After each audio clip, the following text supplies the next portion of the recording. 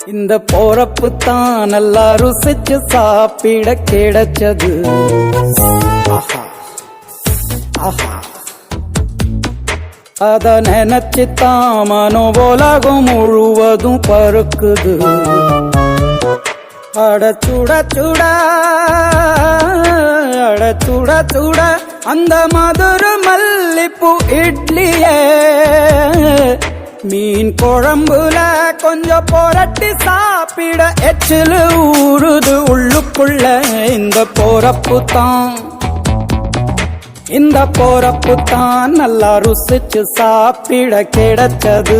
இந்த போறப்பு தான் நல்லா ருசிச்சு சாப்பிட கிடைச்சது.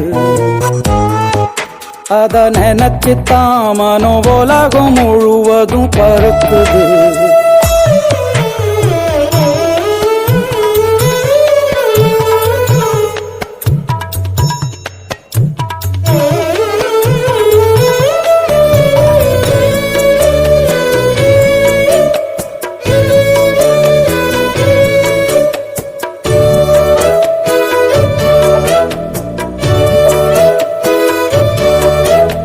தாமிரபரணி திருநெல்வேலி சொதியில ஒரு தனி ருசி.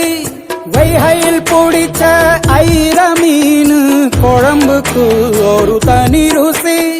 திண்டுக்கல் பிரியாணிக்கு கத்திரி தொக்கு இருக்கு. தென்காசி பரோட்டாக்கு சிக்கன் கறி இருக்கு. அம்மாவின் வாசம் உண்டு வேப்பம்பூ குழம்புக்கு. அவதானே ஊட்டி தந்தாய நிலவுக்கு.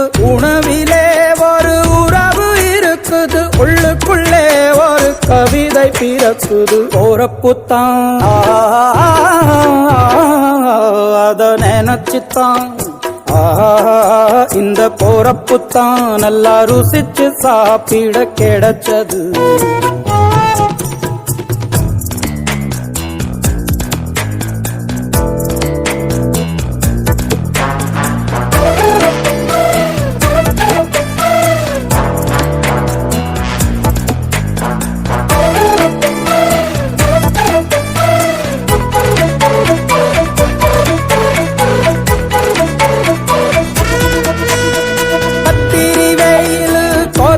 போது பணகம் கரிச்சு குடிக்கணும்.